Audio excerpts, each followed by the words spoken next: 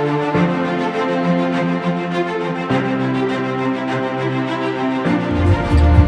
forensic networkers. Driving to Toronto after my great one's birthday dinner. Just got here yesterday. 1,000 kilometers just the end today to be at my son's birthday dinner and giving his birthday gift. Of course, his birthday party is this weekend with 25 of his closest friends. But it's important. Family, and him is just my pulse. We had a huge, epic, huge weekend. And but hey, that's what we do. Forensic networker, just as it says in the book, you're very busy, you're multitasking, you're doing things, you're just getting things done. All right. So this episode is going to let's call a spade a spade. All right. So beyond my own company, I've always wanted. Forensic was always about building the industry, saving the industry, protecting the industry. Because I find, as I've mentioned, forensic, 50% of blame of people who don't make it is on the shoulders of its participants, the workforce. But they don't see it that way. They go out there and blame the companies they're with, or they blame the industry they're with, or the whole industry and that's just not fair. So let's call a spade a spade. And I think most people, when they do that, not all, most people, I don't really think they really know what they did wrong. So I always talk about, so they don't know that they don't know. They think they know, but they don't know that they don't know. They think they're doing the business, but they're not really doing the business, but they don't know that they're not doing the business, so they think they did the business, and when they don't get successful, then they blame the company or the industry. So if you're not confused yet, you're sharp. So you already got following with me. So in any event, so I want to do an episode, let's call a spade a spade. And that is, are you doing the business? Right? Socializing the business in the elevator, hallway, or try to drag a couple of people to the meeting, but that's not really doing the business. Let's just call that you're promoting customer, right? You're using the product and you're promoting it, and and if you happen to get a hit, well, okay, great.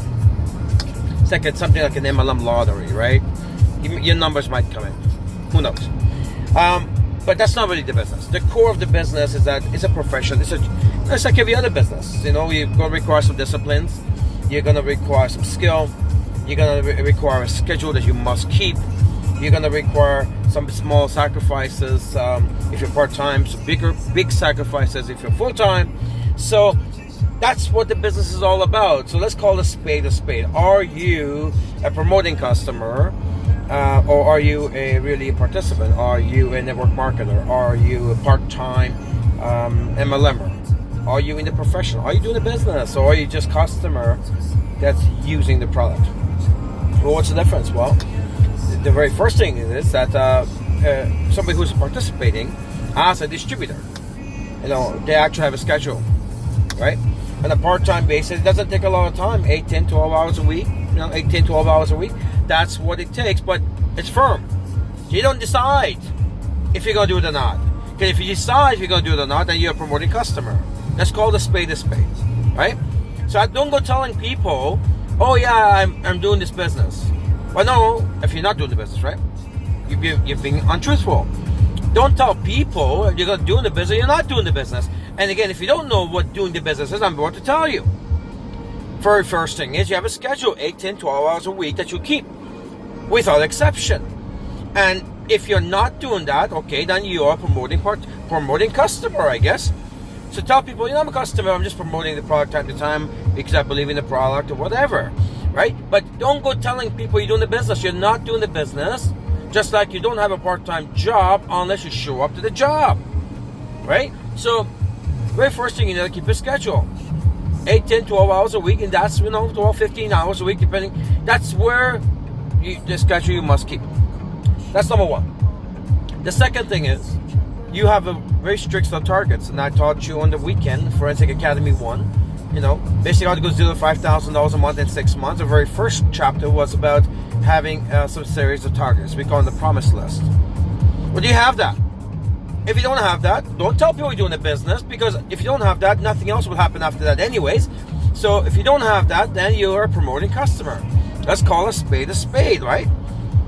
I don't really care if you like what you're hearing or not. At the end of the day, I just want to tell you what it takes from a guy who's done it for 30 years, for a guy who built 5, not 1, 5 multi-million-dollar businesses. So, do you have basic things, right? Do you have a schedule? 8, 10, 12 hours a week, number one. Number two, do you have a promise list? Okay, if you don't, contact somebody who's your qualified upline, or go to the forensicnetworker.com and get some information on that. There's some videos on there, there's some documents. We constantly throw stuff up there. Put your email, you can get some of this stuff by email sent to you automatically. So number one, do you have a schedule? Number two, do you have set of targets? We call that a promise list. Number three, once you got a promise list, do you have a inventory of people to call? Did you make a list? Again, I give you that on the weekend, how to, we call it the, MO 500, where you need 500 names in your MO box. You need inventory of names to call. In traditional business, they need inventory of products. They start with products. If you start a store, you need products, and you have to replenish the products, right, to stay in business. In our business, our inventory is people, names. And do you have a list of 500 names, and do you keep on adding to it? If you're not, look, you're going to run out of names. You have no one to sell. And although you may start as a participant, if you don't have this list of people you're constantly updating, you're going to end up becoming a promoting customer. Let's call a spade a spade. Just because you are a distributor now, it doesn't mean you keep the title forever. I mean, you can call yourself that. At the end of the day, your income, your results come based on what you do, but not what you're called. So do you have a list of people? Do you, we call it, the candidate list. So once you got the list of people, on the weekend I give you what to do with them. You get them, prospect them. There's two parts to that. One of them is you text them up. You quick text to see what hits you're going to get back. I give you the scripts. I give you everything. And the idea of a text is to get them ready for a phone call. The ones that call you, text you right back, which they do.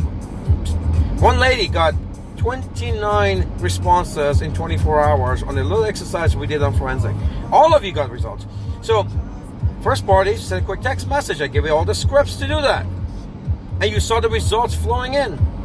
Then next thing is get on the phone with them to book an appointment.